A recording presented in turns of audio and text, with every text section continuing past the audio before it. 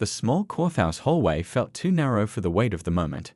It was the spring of 1973, and a social worker clutched a folder containing papers that would change two lives forever. Outside the windows, cherry blossoms dotted the Portland skyline, a stark contrast to the gray building where life-changing decisions were made daily. Lisa Taylor sat on the wooden bench, her fingers nervously tapping against her knee. At 34, she wasn't what most people expected when they thought of an adoptive parent. Single, career-focused, and white. The social worker had made it clear, without saying the words directly, that Lisa's application to adopt a black child raised concerns. "Aren't you sure about this?"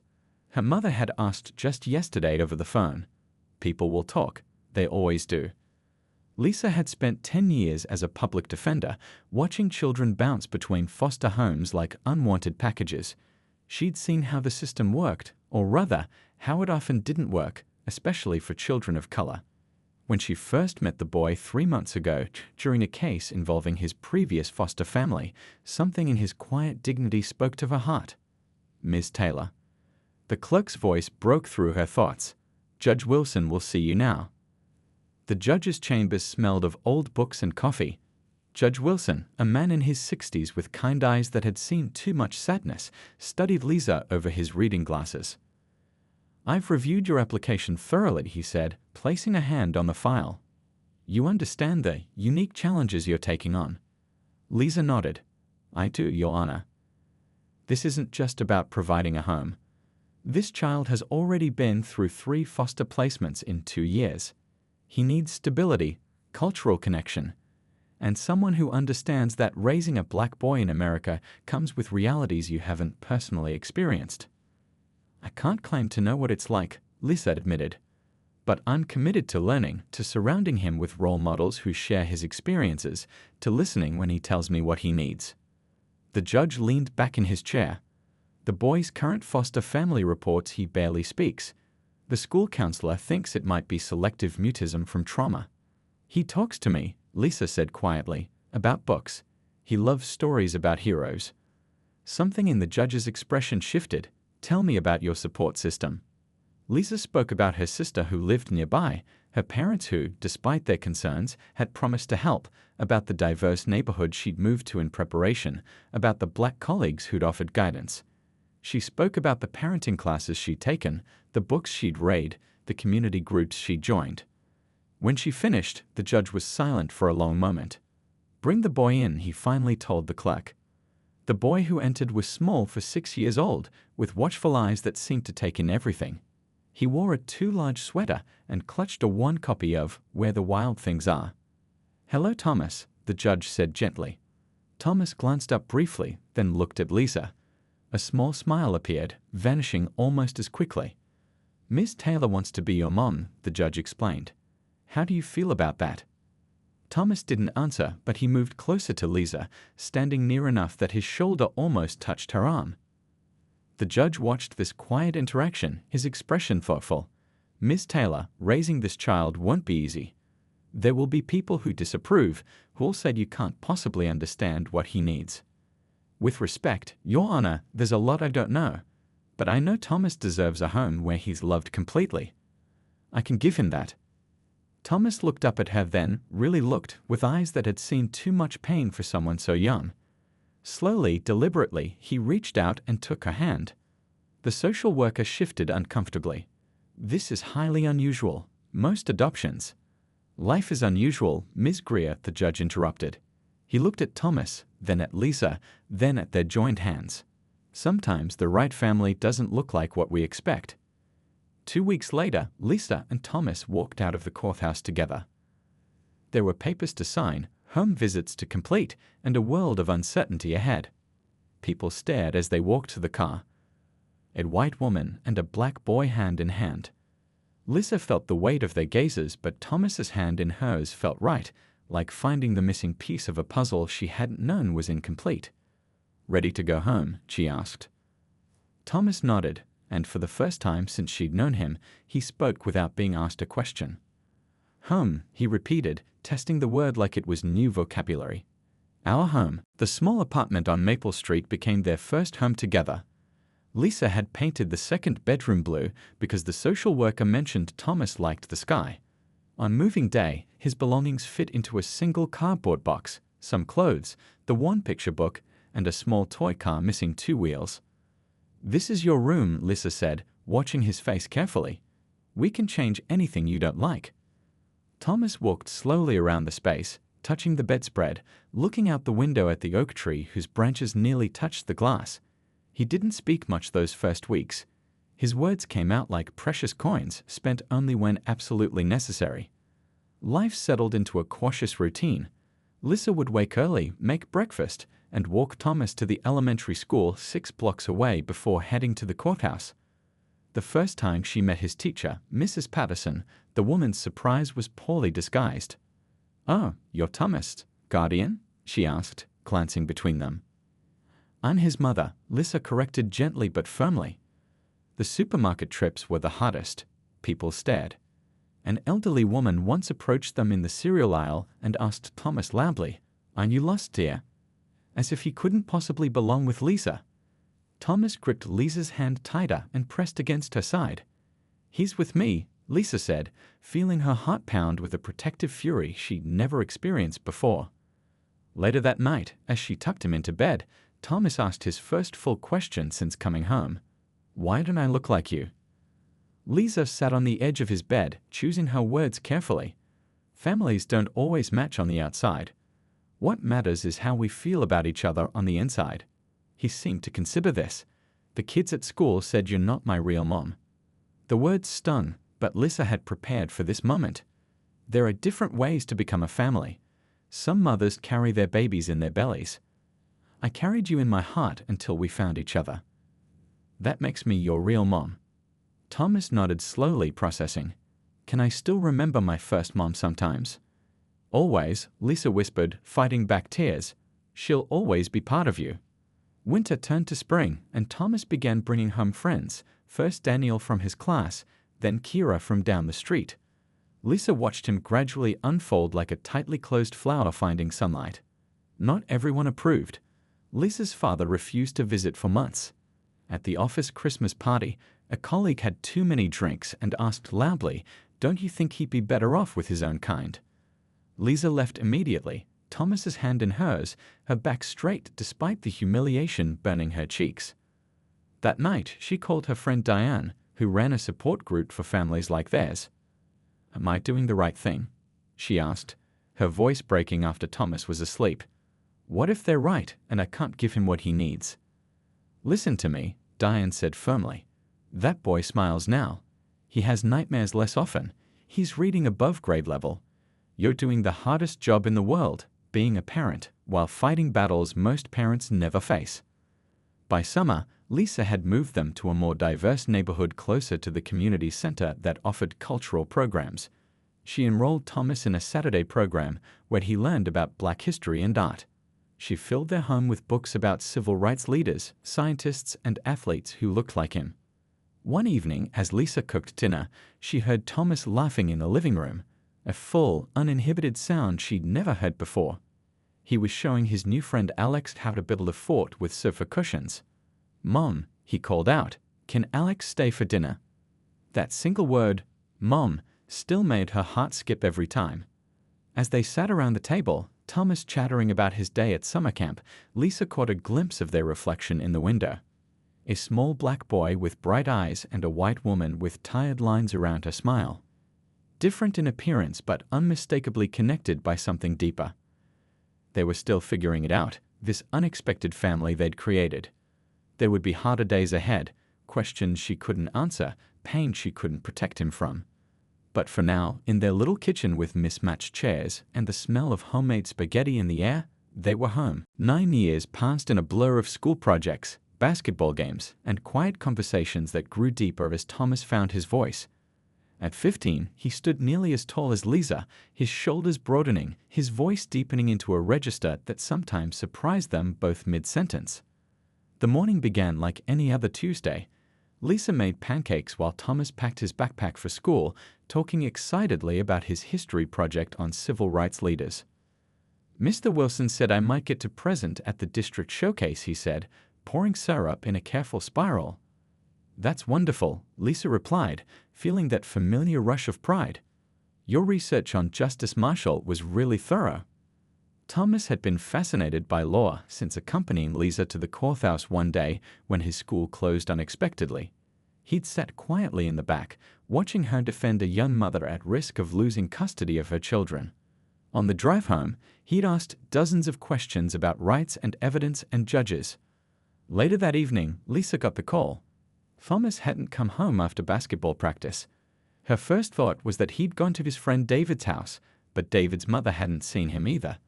By 9 o'clock, fear had settled like a stone in her stomach. The doorbell rang at 10:17 p.m. Through the peephole, she saw 2 police officers and Thomas between them, his expression a mixture of anger and humiliation. "Ma'am, does this young man live here?" the older officer asked, his hand firmly on Thomas's shoulder. "Yes, this is my son," Lisa said, pulling Thomas inside. "What happened?" "We found him walking near the library." There was a robbery at the convenience store 2 blocks over. He matched the description. "What description?" Lisa asked, her lawyer instincts kicking in. The officer shifted uncomfortably. Young black male in a dark hoodie. Thomas's voice was tight with controlled fury. "I told them I was walking home from studying at the library. I showed them my student ID. They still put me in handcuffs." Lisa looked at the officers with cold clarity. "Did you verify the robbery? Check the library. Take his statement." "Ma'am, we were following protocol." "I know protocol, Officer Davis," she interrupted, reading his nameplate. "I'm an attorney. I'll need your badge numbers, and I'll be filing a formal complaint in the morning." After the police left, the silence in the house felt heavy. Thomas stood by the window, his back to Lisa, shoulders rigid with tension. "They wouldn't have stopped you," he said finally, his voice barely audible. Lisa approached carefully. "You're right." He turned, surprised by her agreement. Everyone at school talks about how their parents tell them what to do if they get stopped. Check-in calls, hands visible, "Yes, sir," "No, sir." His voice cracked. "You never told me that stuff." The accusation hung in the air between them. Lisa's heart cracked as she realized her failure. She prepared Thomas for so many things, but had avoided the hardest conversations. "I was wrong," she admitted. "I wanted to protect you from those realities. But that was my privilege talking, not my love for you." Thomas looked at her directly, his eyes shining with unshed tears. "You don't know what it's like." "No," she agreed softly. "I don't. And I never pretended I did." The next day, Lisa called in sick. Instead of going to court, she drove Thomas to meet her colleague Robert, a black defense attorney who'd become a friend over the years. Over lunch, Robert talked frankly with Thomas about navigating a world that often judged him before knowing him. "Your mom's been learning too," Robert said. Last month, she refused a case because the prosecutor was dismissing all the black jurors.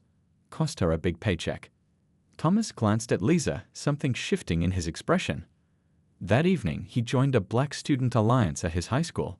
For several months, he spent more time with his new friends, exploring parts of his identity that Lisa couldn't guide him through. Their dinner conversations grew less frequent. He started wearing his hair differently, listening to music she didn't recognize, reading books by authors whose names she struggled to pronounce correctly. Lisa gave him space, even when it hurt. She learned to listen more and talk less, to ask questions instead of offering answers. One night, after a particularly heated community meeting about police presence in their neighborhood, Thomas came home late. Lisa was still up, reading case files at the kitchen table. "You should have been there," he said, dropping his backpack. "They're talking about establishing a civilian review board. It's what you've been saying we need for years." "We?" Lisa asked, looking up. Thomas shrugged, a small smile playing at his lips. "Yeah, well, I might have quoted you a few times."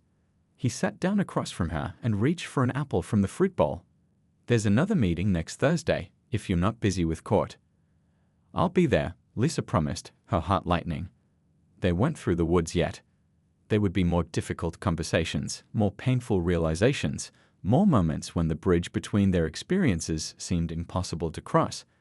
But as Thomas talked animatedly about the meeting, Lisa understood that they were building something new, not just mother and son, but allies navigating a complicated world together. The thick envelope arrived on a Tuesday afternoon. Thomas held it with trembling hands, staring at the Harvard University logo in the corner. Lisa stood in the kitchen doorway, barely breathing. "Open it," she whispered. Thomas swallowed hard. What if it's just a courtesy package? What if they're sending me a nice rejection with a free t-shirt? "Then you'll have a shirt to sleep in," Lisa said with a small smile. But that envelope is too fat for a rejection. The sound of tearing paper filled their small living room. Thomas pulled out the letter, his eyes scanning quickly. "Dear Mr. Taylor," he read aloud, voice shaking. "We are pleased to offer you admission to Harvard University's class of—" The rest was drowned out by Lisa's excited scream. She rushed forward, enveloping him in a hug so tight it lifted him slightly off the ground, despite him being several inches taller now. "Full scholarship," he continued, reading further down. "Based on academic merit and leadership potential." They danced around a coffee table, knocking over a stack of law books Thomas had borrowed from Lisa's office. Through the window, their elderly neighbor Mrs. Chen looked over curiously, then smiled and gave a thumbs up when Lisa pointed excitedly at the letter. That night, they splurged on takeout from the fancy Italian place downtown. Sitting cross-legged on the living room floor, surrounded by college brochures and financial aid papers, Thomas grew quiet. "What's on your mind?" Lisa asked, twirling pasta around her fork. "I was thinking about my first day of school here," he said. "Remember how I wouldn't let go of your hand?" Lisa nodded. "You nearly pulled my arm out of its socket." "I was so scared." Thomas pushed his food around the plate. "The teacher asked us to share something about our families, and I didn't know what to say." "You said you lived with your mom who fought for people in court," Lisa recalled softly. "And Billy Stevens said you couldn't be my mom because we didn't match." Thomas smiled faintly. "Then I told him families don't have to match on the outside if they match on the inside."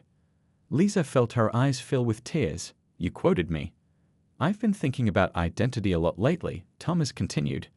"The admissions essay I wrote was about being raised by you, about navigating two worlds." "I didn't know that." "I was worried you'd think I was using our story for advantage." Lisa shook her head firmly. "Our story is yours to tell however you choose." Thomas reached for his backpack and pulled out a folder. "I made a copy for you. I wanted you to have it." Lisa read silently, tears occasionally slipping down her cheeks. Thomas wrote about difficult questions, about searching for belonging, about Lisa's unwavering support even when she couldn't possibly understand his experiences. He wrote about her driving him to cultural events, about finding books by Black authors, about standing up to family members who made insensitive comments. He concluded by saying his unique upbringing had shown him how justice could bridge differences, inspiring his dream of studying constitutional law. "This is beautiful," Lisa said finally. "But you missed something important." Thomas raised an eyebrow. "What?" "How much I've learned from you. How you've changed me." The summer passed in a flurry of preparation. Thomas worked extra shifts at the library to save spending money. Lisa took on additional cases to help with expenses not covered by the scholarship. Their apartment became a staging area for dorm supplies, extra long twin sheets, desk lamps, winter clothes for East Coast weather.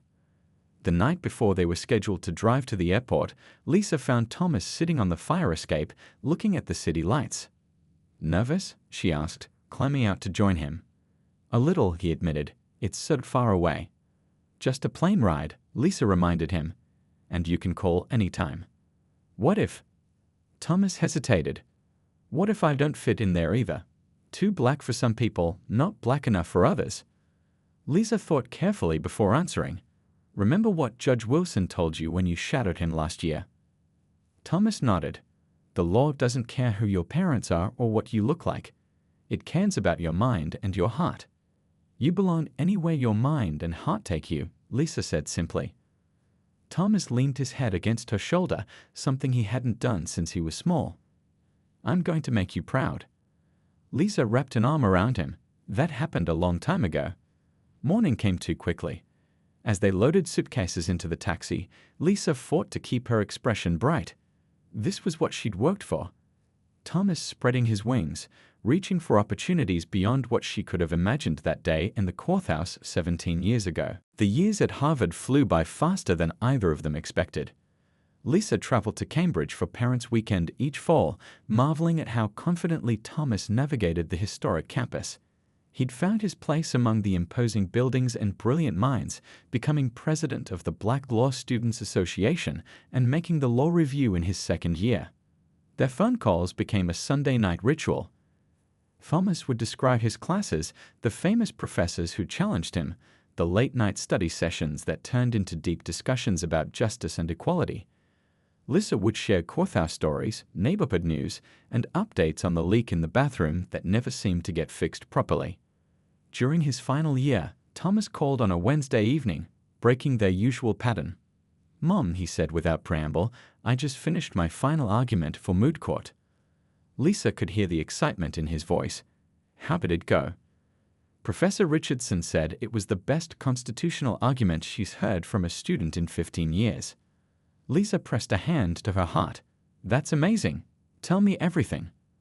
As Thomas described the case, a complex Fourth Amendment issue involving digital privacy, Lisa closed her eyes, picturing him in a suit and tie, speaking with the passion and precision she'd watched developed since he was a teenager, peppering her with questions about her cases. "There's something else," Thomas continued, his tone shifting slightly. "A judge from the Federal Appeals Court was there observing. He's offered me a clerkship after graduation." Lisa nearly dropped the phone. A federal clerkship was one of the most prestigious positions a new law graduate could secure. A direct pipeline to the top law firms and judicial positions. Many students competed for years to land such an opportunity. "Thomas, that's incredible," she exclaimed. "Which judge?" "Judge William Brooks," he replied. "He's known for his civil rights decisions." The name was familiar. Lisa had cited Brooks' opinions in several of her own cases over the years. "He's brilliant," she said, "and fair-minded." "There's a catch," Thomas added. "It's in Washington, D.C. I'd be moving even farther away." A tiny ache formed in Lisa's chest. She'd hoped he might return to Portland after graduation, perhaps work alongside her for a while. But she had always known his talents would take him far beyond their small corner of the world. "Distance doesn't change family," she said softly. After graduation, Thomas moved to Washington, D.C. His apartment was tiny, but within walking distance of the courthouse. Lisa helped him move in, buying groceries and hanging curtains before flying back to Portland with a mixture of pride and loneliness settling in her heart. The clerkship was demanding. Some weeks, they managed only brief text messages. But Thomas thrived under Judge Brooks' mentorship, drafting opinions on voting rights cases, discrimination suits, and constitutional challenges. One evening, nearly a year into the clerkship, Thomas called sounding unusually energized even for him. "I just finished helping the judge with a major opinion," he explained. "A case about children in foster care and their rights to stable placements." Lisa smiled at the coincidence. "That's what brought us together." "Exactly why it meant so much to me," Thomas replied. "We cited your Thompson case from 3 years ago, the one where you represented those siblings fighting to stay together." Lisa felt a rush of emotion. Her small victory in a Portland courthouse had made its way into federal case law, helped along by her son's careful research and drafting. The circles of their lives connecting in unexpected ways. "The judge was impressed when I told him you were my mother," Thomas continued. "He wants to meet you next time you visit." 3 months later, Lisa did meet Judge Brooks during a weekend trip to D.C. He was older than she expected, with kind eyes behind wire-rimmed glasses and a booming laugh that echoed through the quiet restaurant where they had dinner. "Your son has a remarkable mind," the judge told her. "His analysis goes beyond the technical aspects of law to the human impact of our decisions." Lisa nodded. "He's always seen the people behind the cases." Thomas shifted in his seat, looking slightly embarrassed by the praise. "I learned that from watching Mom," he told the judge. "She used to let me sit in the back of the courtroom sometimes.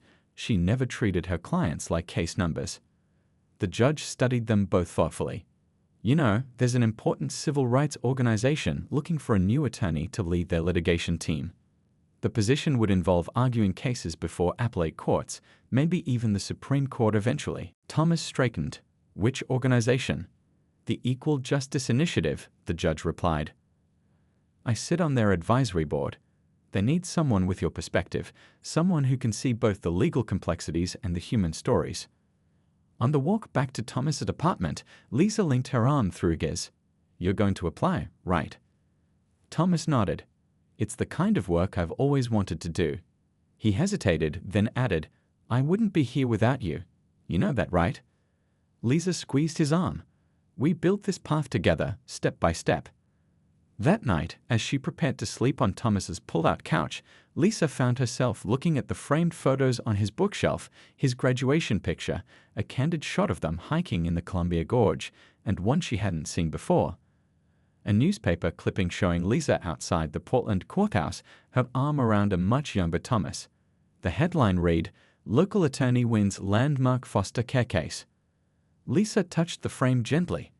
They had come so far from that small courthouse in Portland, yet the thread connecting them had only grown stronger with time and distance. The call came on an ordinary Wednesday afternoon. Lisa was preparing case notes for a trial when her phone buzzed with Thomas's number. "Mom," he said, his voice oddly formal. "Aren't you sitting down?" Lisa's heart jumped. "What's wrong? Aren't you okay?" "I'm fine," he assured her quickly. "Better than fine. I just got out of a meeting at the White House."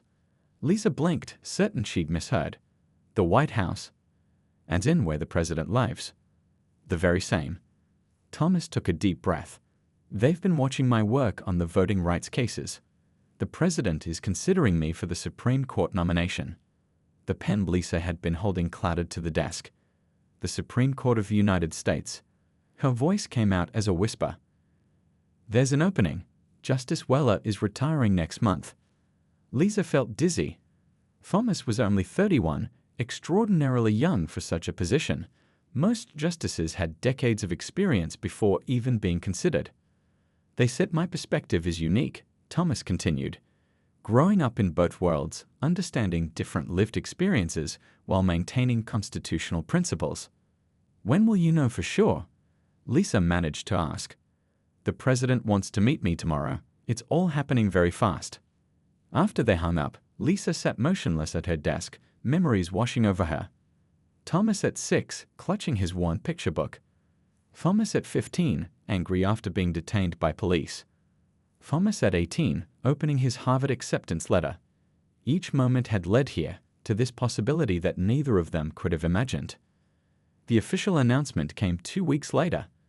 Lisa watched from her living room as the president stood in the Rose Garden, cameras flashing, introducing Thomas as his nominee for the Supreme Court. "This young man represents the best of America," the president said. "Brilliant legal mind, dedication to equal justice under law, and a life experience that brings valuable perspective to our highest court." The camera panned to Thomas, poised and serious in a navy suit. Lisa barely recognized the shy boy she'd adopted in the confident man who stepped forward to accept the nomination. "I am deeply honored by this nomination," Thomas began. "The Constitution has been my North Star throughout my legal career. If confirmed, I will work every day to ensure that its promises of liberty and equality extend to all Americans, regardless of their background or circumstances." The nomination hearings became a media frenzy. Some questioned Thomas's youth and limited judicial experience. Others praised his brilliant legal scholarship and unique perspective. Political lines were drawn, with supporters and opponents battling in editorial pages and television interviews. Lisa took a leave of absence from work and rented a small apartment in Washington for the duration of the hearings. Each morning, she would meet Thomas for breakfast before he faced another day of grueling questions from the Senate Judiciary Committee. "Are you nervous?" she asked the night before his testimony began. "Terrified," he admitted with a small smile, "but ready." For 5 days, Thomas answered questions about his judicial philosophy, his previous cases, his academic writings, and his personal story. He remained composed even when senators pushed him on controversial issues or made thinly veiled references to his unusual family background. On the 3rd day, a senator from the Midwest leaned forward with a challenging expression. "Mr. Taylor, some have suggested that your upbringing in a white household disconnected you from the experiences of most Black Americans. How do you respond?" The hearing room fell silent. Lisa, sitting 3 rows behind Thomas, felt her chest tighten. Thomas took a measured breath before answering. "Senator, I would respectfully suggest that there is no single Black experience in America. My journey has certainly been unique, but it has given me insight into how our differences can divide us and how our shared humanity and constitutional principles can unite us. I believe the court benefits from justices with diverse life experiences who are committed to applying the law faithfully." The answer drew murmurs of approval from many in the chamber.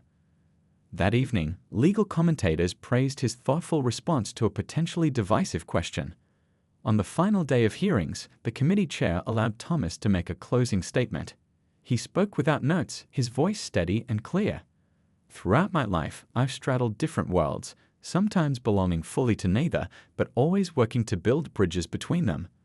My mother taught me that justice isn't about color or background. It's about principles, fairness, and seeing the humanity in every person who comes before the court."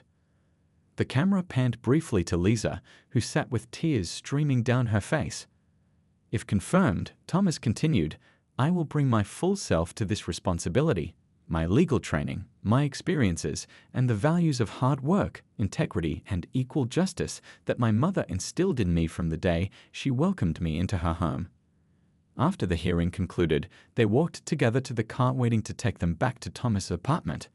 Away from the cameras and senators, Thomas's shoulders finally relaxed. "You were magnificent," Lisa told him, squeezing his hand. "I kept thinking about all those nights at our kitchen table," he replied. "You explaining legal concepts while we ate dinner, letting me argue both sides of a case just for practice." Lisa laughed. "You were an argumentative child." "I had a good teacher," he said softly. 2 weeks later, the Senate voted. Lisa and Thomas watched together in his living room as the final tally appeared on screen, 68 to 32 in favor of confirmation. Thomas would become the youngest Supreme Court justice in modern history. As congratulatory calls and messages flooded in, Thomas turned to Lisa with an expression she hadn't seen since he was small, a mixture of wonder and uncertainty. "We did it," he whispered. The morning of the swearing-in ceremony dawned bright and clear. Lisa woke early in her hotel room, her hands slightly trembling as she fastened her pearl earrings, a gift from Thomas on her 60th birthday last year. She had chosen a simple blue dress, professional but not flashy. Today wasn't about her. A soft knock at the door announced the car sent to take her to the Supreme Court building. The driver smiled politely. "Ready for the big day, ma'am?" Lisa nodded, though ready didn't begin to describe the storm of emotions inside her. Pride, certainly. Wonder. A touch of disbelief that the small boy, who once hid behind her legs at kindergarten orientation, was about to don the black robes of the highest court in the land. The Supreme Court building stood imposing against the blue sky, its marble columns gleaming in the morning light. Security was tight, with guards checking credentials carefully. Lisa was escorted to a special waiting area where family members of the new justice gathered. Thomas appeared in the doorway, already wearing the traditional morning coat for the ceremony. When he saw Lisa, his serious expression melted into the smile she knew so well. "You look beautiful, Mom," he said, crossing the room to embrace her. "And you look like you belong here," she replied, straightening his tie though it needed no adjustment. Thomas took a deep breath. "I keep thinking about that day in Judge Wilson's chambers. Remember? He'd asked if you understood the challenges you were taking on." Lisa nodded. How could she forget? "I wonder if he ever imagined this outcome," Thomas said softly. Actually, he did. Lisa reached into her purse and pulled out a slightly yellowed envelope. "This came for you yesterday, forwarded from our old address." Thomas opened it carefully. Inside was a brief note on judicial letterhead. *Justice Taylor, *. Your confirmation brings me great joy in my retirement years. I always knew the quiet boy in my chambers had greatness in him, and that his mother's courage would help him find it. May you serve with wisdom and compassion, *. Judge Wilson, *. Thomas blinked rapidly. He kept track of us all these years. Before Lisa could respond, an aide appeared at the door. "It's time, Justice Taylor." The ceremony itself passed in a blur of formal words and solemn traditions. The Chief Justice administered the oath as Thomas placed his hand on the Bible Lisa had given him for his high school graduation, its pages now well worn from years of study.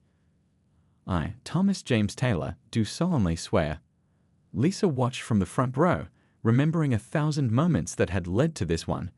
Thomas learning to tie his shoes, winning his first debate competition, calling her in tears after a college girlfriend broke his heart, celebrating his law school graduation. The shy 6-year-old and the distinguished jurist seemed like different people, yet she could see the thread connecting them. The serious eyes, the thoughtful pause before speaking, the deep sense of fairness that had been evident even in childhood playground disputes. After the ceremony, there was a small reception in one of the court's elegant conference rooms. Supreme Court justices, politicians, and legal luminaries mingled, many coming over to congratulate Thomas and meet Lisa. A respected senior justice, known for her fierce independence on the bench, took Lisa's hand warmly. "Your son's confirmation hearings were the most impressive I've seen in my 30 years watching the court. You must be very proud." "I am," Lisa agreed. "He mentioned you were a public defender and later a judge yourself." "Yes, in Portland. Much smaller cases than you see here, but important to the people involved." The justice nodded thoughtfully. "Those are often the cases that matter most. The ones that change individual lives." Later, as the crowd thinned, Thomas found Lisa by a window overlooking the court's famous gardens. "Overwhelming, isn't it?" he asked, loosening his tie slightly. "A bit," she admitted. "I keep thinking someone will realize I'm just a small-town lawyer who once spilled coffee on a prosecutor's brief right before court." Thomas laughed. "And I'm still partly that kid who was afraid of thunderstorms and made you check under the bed for monsters." They stood in comfortable silence for a moment, watching the late afternoon sun cast long shadows across the garden. "I've been thinking about starting a foundation," Thomas said finally, "for kids in foster care, especially those who might get overlooked. Older children, siblings who need to stay together, kids with special needs." Lisa turned to look at him, her heart full. The foundation would provide legal advocacy, mentorship programs, support for adoptive families. Maybe scholarships for foster children who want to study law. He paused. "I'd like to name it after you." Lisa shook her head. "No, name it after both of us. The Taylor Family Foundation, because that's the point, isn't it? Family isn't about matching appearances or shared genetics. It's about the connections we build, the love we share, the ways we help each other grow." Thomas nodded, his eyes suspiciously bright. 25 years ago, you took a chance on a scared little boy who didn't talk much. Look what happened." "I didn't take a chance on you," Lisa corrected gently. "I recognize you. Not who you were then, but who you could become with the right support and a lot of love." As they walked together toward the door where cars waited to take the new justice to his first official dinner, Thomas stopped suddenly. "You know what the best part of all this is?" he asked. Lisa raised an eyebrow questioningly. "Now everyone else can see what I've always known," he said simply, "that some of the most important connections in life aren't the ones we're born with, but the ones we choose. And that love, real love, doesn't care about matching exteriors. It sees something deeper." He offered his arm, and together they walked out into the fading light, mother and son, that unlikely journey only part of a much larger story they would continue writing together.